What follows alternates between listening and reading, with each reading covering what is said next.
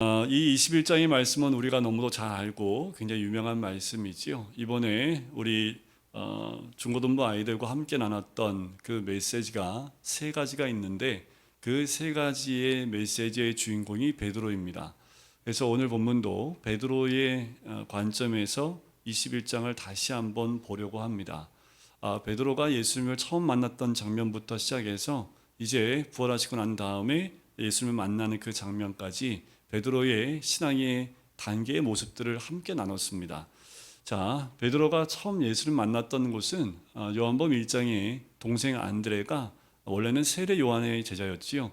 그가 세례 요한이 보라 하나님의 어린 양이로다 라는 말을 듣고 예수님 쫓아갑니다. 그리고 함께 있으면서 그 말씀을 듣고 그 형인 시몬에게 가서 우리가 메시아를 만났다고 소개를 하지요. 그때 그 시몬이 예수를 만났을 때 그의 이름을 게바로 바꿔줍니다. 그게 첫 번째 만남이었습니다. 자, 학자들에 의하면 베드로가 두 번 만났다는 얘기도 있고 세 번 이상 만났다는 학자들도 있습니다. 제가 보기엔 세 번 정도를 만난 것 같아요. 자, 두 번째 만남은 뭐냐면 마태복음과 마가복음을 보면 예수님이 갈릴리 바닷가를 가시다가 베드로와 안드레가 있는 것을 보시고 그리고 야고보와 요한이 있는 것을 보고 나를 따르라 라는 말을 듣고 그들이 배를 버리고 또 야고보와 요한은 그 아버지 부친을 버려두고 예수를 따랐다라는 간단한 말씀이 나옵니다. 이게 두 번째 만남이었지요. 오늘 이 물음표 한 가지가 있어야 합니다. 뭐냐면 첫 번째 메시아를 만났는데 베드로가 그 이름이 바뀌었음에도 불구하고 예수님을 따랐어요, 안 따랐어요? 따랐다면 두 번째 콜링이 없었겠지요. 두 번째 바닷가에 만났다면 이제 예수님을 따랐어야 되는데 누가복음 5장에 보면 물고기 잡으러 갔다가 하나도 한 마리 잡지 못했던 사건을 우리가 기억을 합니다. 그때 예수님이 깊은 곳에 가서 그물을 던지라 라는 그 말 때문에 그가 그물을 던지고 난 다음에 많은 물고기를 잡고 난 다음에 어떻게 됩니까? 나는 죄인입니다 라는 고백을 하고 그때 예수님께서 다시 한번 내가 사람을 취하리라 라는 말씀을 통해서 세 번째 만남이 있습니다. 엄연히 보면 그 누가복음 4장에 보면 시몬의 장모의 열병을 고치시는 그 이적 같은 사건이 누가복음 4장에 나와요. 그러면 시몬의 장모가 열병으로 누워있는데 예수님이 고쳤다는 사건 가운데 시몬이 그 자리에 없었을까? 아마도 그 자리에 있었을 거라고 생각을 해요. 그러니까 이 모양 저 모양으로 베드로는 굉장히 예수님의 콜링을 많이 받은 사람입니다. 근데 결정적인 건 뭘까요? 물고기를 많이 잡는 사건, 자기의 모든 것이 다 부정되어지는 사건, 목수였던 예수님이 어부였던 베드로의 모든 삶까지도 주관하고 계시는 것을 경험하고 난 다음에서야 내가 죄인입니다 라는 고백이 나오는 거예요. 왜 죄인이라는 고백이 나옵니까? 만약에 정말 예수님 말씀 때문에 우리가 많은 물고기를 얻었다면 죄인이라는 고백보다 더 많은 물고기를 얻기 위해서 예수님께 가까이 왔을 텐데 이미 예수님을 많이 만났던 베드로는 이 사건을 계기로 진정한 예수님을 만나고 자기가 죄인임을 고백했던 거죠. 그게 이제 예수님이 이 베드로를 처음으로 콜링했던 제자로 콜링했던 사건입니다. 그 이후에 예수님과 함께 동행하지요. 함께 굶기도 하고 함께 이적을 나타나는 그 현장에 있기도 하고 말씀을 가르치는 사역 가운데 가장 가까운 데서 그 말씀을 다 들었습니다. 그렇게 3년 6개월을 함께 다녔지만 마태복음 16장에 보면 제자들을 데리고 빌립보 가이사랴로 데리고 가요. 거기서 예수님이 뭐라고 질문하시냐면 사람들이 나를 누구라 하느냐라고 질문을 합니다. 그때 사람들이 이렇게 얘기합니다. 더러는 세례 요한, 더러는 엘리야, 더러는 예레미야, 더러는 선자 중에 한 명이라 얘기합니다. 라고 했을 때 예수님이 뭐라고 질문하십니까? 그럼 너희는 나를 누구라고 하느냐? 라는 질문을 하세요. 왜 이 질문을 그때 하였을까? 이제까지 이들이 알고 있었던 예수님은 어떤 예수님이었기에 그럼 너희는 나를 누구라고 하느냐라는 그 질문을 하셨을까라는 거예요. 자, 이때 베드로가 무슨 고백을 합니까? 주는 그리스도시요 살아계신 하나님의 아들입니다. 칭찬을 듣습니다. 그런데 이 말을 알게 하신 이가 누구라고요? 하나님이시라고요. 하나님 너에게 이 말을 알게 하셨다. 네 입술에 그 말씀을 주셨다. 그렇지만 너는 복이 있는 자다 라고 말씀을 했다는 거예요. 그 의미가 뭔지 베드로가 알았을까요? 알았다고 하면 예수님이 그 다음에서 이때로부터 뭘 얘기하시냐면 내가 고난을 받고 십자가에 죽은 다음에 3일 만에 부활이라 이 메시지가 처음 등장을 합니다. 그때 베드로의 자세를 보면 이 고백이 베드로의 마음 깊숙한 데서 나온 고백이 아니라는 것을 깨닫게 돼요. 그때 베드로가 뭐라고 합니까? 예수님께 항변합니다. 예수님을 가르쳐요. 그렇게 하시면 안 된다고. 왜 예수님이 죽고 부활하시는 것에 대해서 얘기하고 고난받는 것에 대해서 얘기할 때 왜 베드로가 그렇게 하시면 안 됩니다 라고 얘기를 했을까요? 이들이 생각했던 예수님은 그렇게 죽으시면 안 되는 분이었기 때문에, 이들이 이제껏 함께 역사했던 예수님의 그 모습은 고난의 죽음을 겪으면 절대로 안 되는 분이기 때문에, 그분이 그렇게 죽으면 우리는 아무것도 아니고 세상 말로 개털이기 때문에 예수님 절대로 죽으시면 안 됩니다 라고 만류할 때 예수님이 뭐라고 베드로한테 하십니까? 사탄아, 내 뒤로 물러가라. 내가 하나님 일을 생각지 아니하고 사람의 일을 생각하는도다 라는 책망을 듣게 됩니다. 그리고 난 다음에 이들이 예수님이 계속해서 내가 고난받고 수단받고 죽은 후에 다시 살아나리라는 메시지를 반복해서 계속 얘기하지만, 제자들은 뭐 갖고 싸웠을까요? 누가 제일 크냐, 이거 갖고 계속 싸웠습니다. 언제까지 싸웠냐면 마지막 만찬 가운데 갈 때까지 싸웠어요. 그때 예수님께서 이제 제자들한테 얘기합니다. 난 이제 십자가 주러 간다고 얘기하지요. 그런데 베드로, 너는 나를 다 굴기 전에 3번 모른다고 할 것이다 라고 얘기를 해요. 그랬더니 베드로가 호언장담합니다. 절대로 난 그래, 얘네들이 다 예수님을 모른다고 부인하고 도망갈지언정 저는 예수님과 함께 죽겠습니다 라고 호언장담했던 사람이 베드로입니다. 근데 베드로가 정녕 어떻게 됐습니까? 예수님이 순환당하실 때 예수님을 모른다 3번이나 부인 저주 했던 사람이 베드로입니다. 그때 예수님이 베드로를 쳐다보세요. 그게 누가복음에 나옵니다. 그때 예수님의 눈동자를 딱 쳐다본 순간 베드로가 다 굴기 전에 3번 나를 부인하라는 그 말이 생각나서 통곡하며 나가버립니다. 뛰쳐나가 버립니다. 그리고 난 다음에 예수님이 십자가에 죽으시고 난 다음에 부활하셨지요.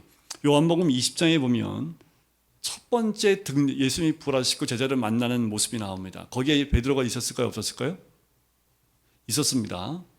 베드로 있었어요. 그런데 그 자리에 없었던 사람이 누구였을까요? 도마였어요. 도마. 그러니까 도마가 나는 못 봤는데 너희가 봤다고 하니까 그러면 예수님의 손하고 옆구리에 내가 손을 넣어봐야지 믿겠다라고 얘기를 하죠. 그리고 며칠 지난 다음에 도마에 있는 11명의 제자가 다 있는데 예수님이 딱 나타나십니다. 널 놓아. 손가락 넣어봐. 넣어봤을까요? 안 넣어봐도 알지요.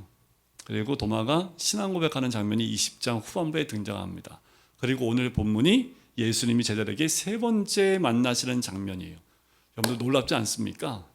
베드로도 삶의 변화 가운데, 신앙의 변화 가운데 3번의 변화가 있었어요.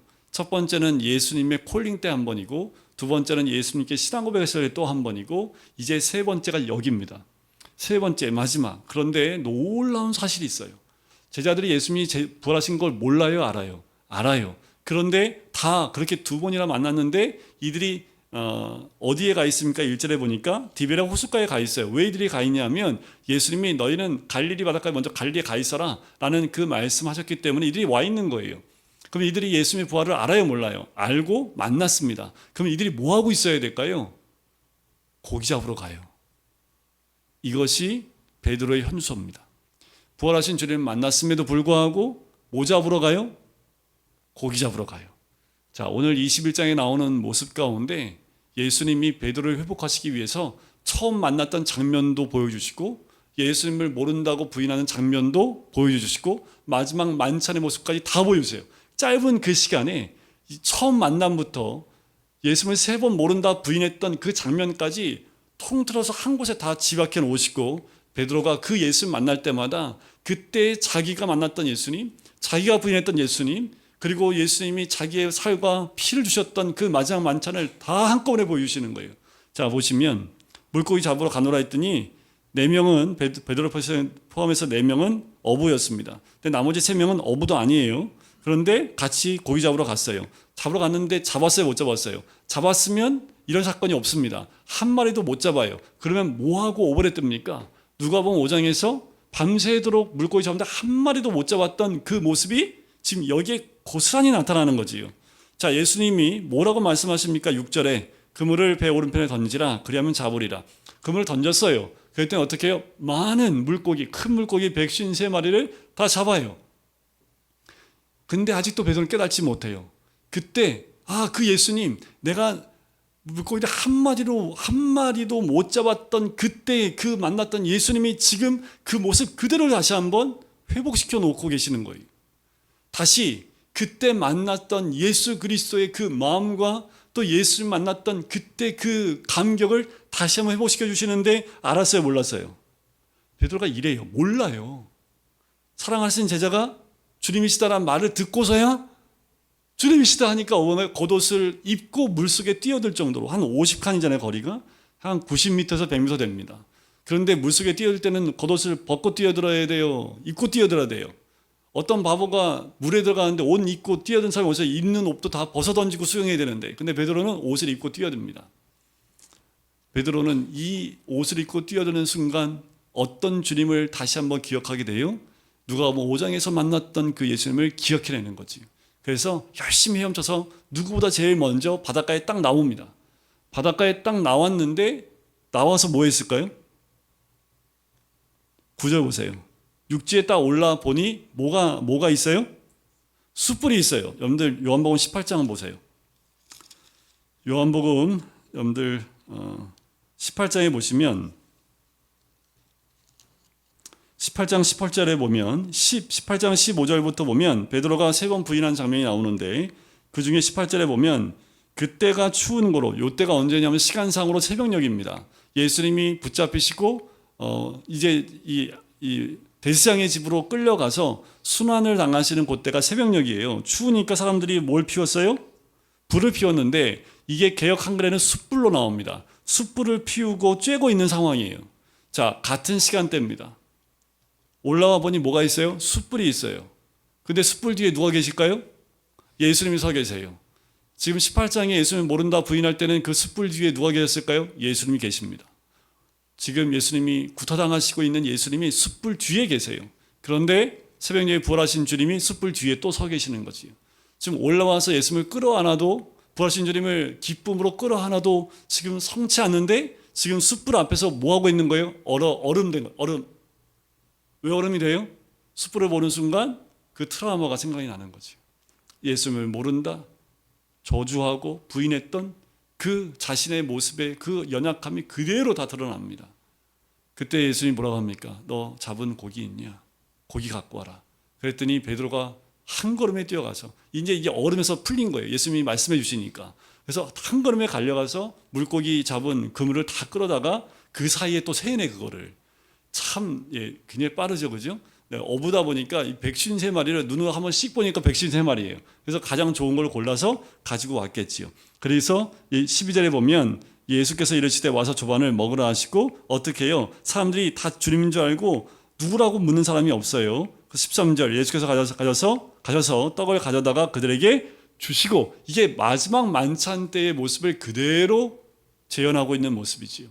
베드로에게는 첫 만남의 모습이 재현됐을 뿐만 아니라 예수님을 모른다고 부인했던 그 숯불도 그대로 재현되어 있고, 마지막 만찬은 베드로를 포함한 모든 제자들에게 그 모든 모습을 다 보여주고 있는 거지요.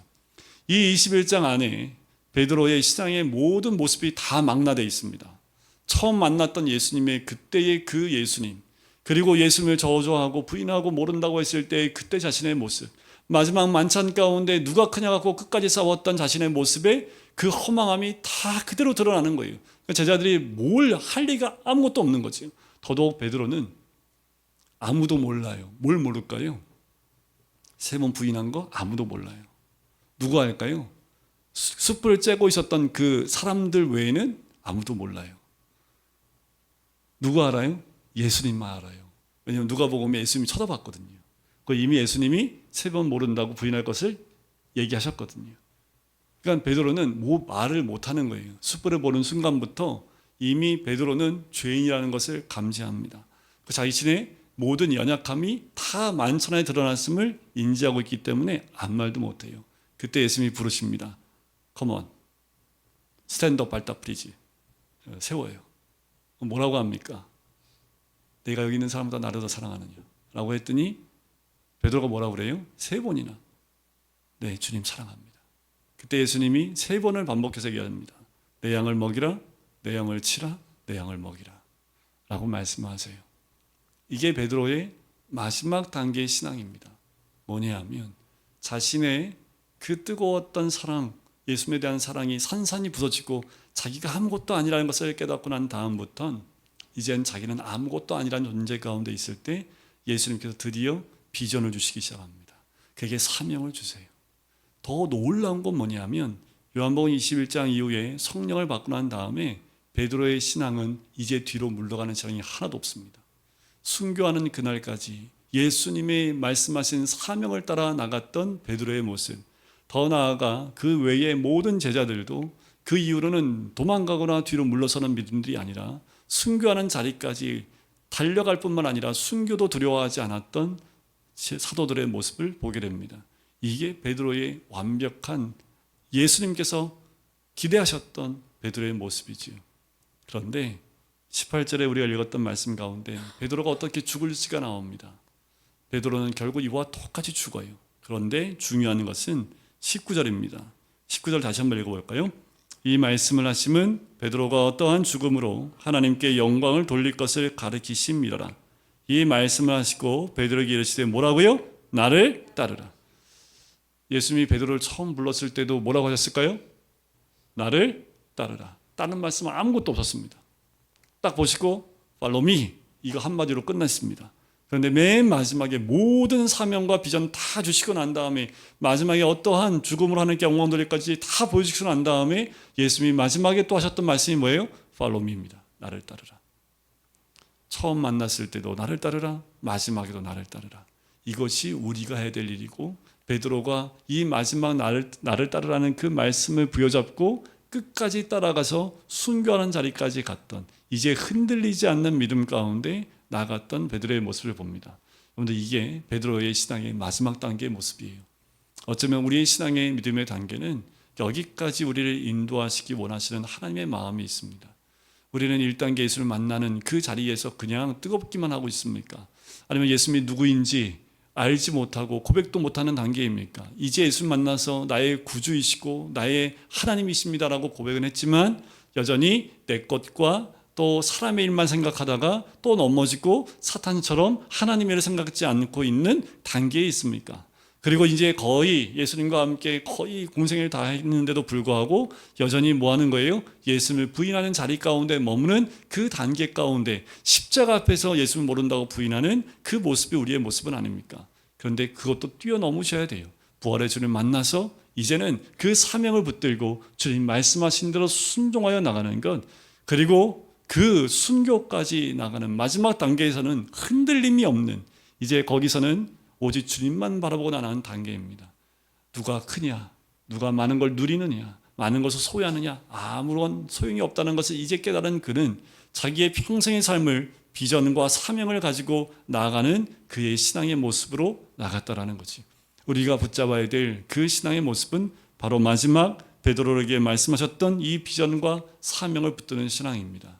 우리가 이 사명을 붙들지 않으면 1단계부터 그리고 예수님을 모른다 부인했던 그 단계까지 계속 뱅뱅뱅 돌아요.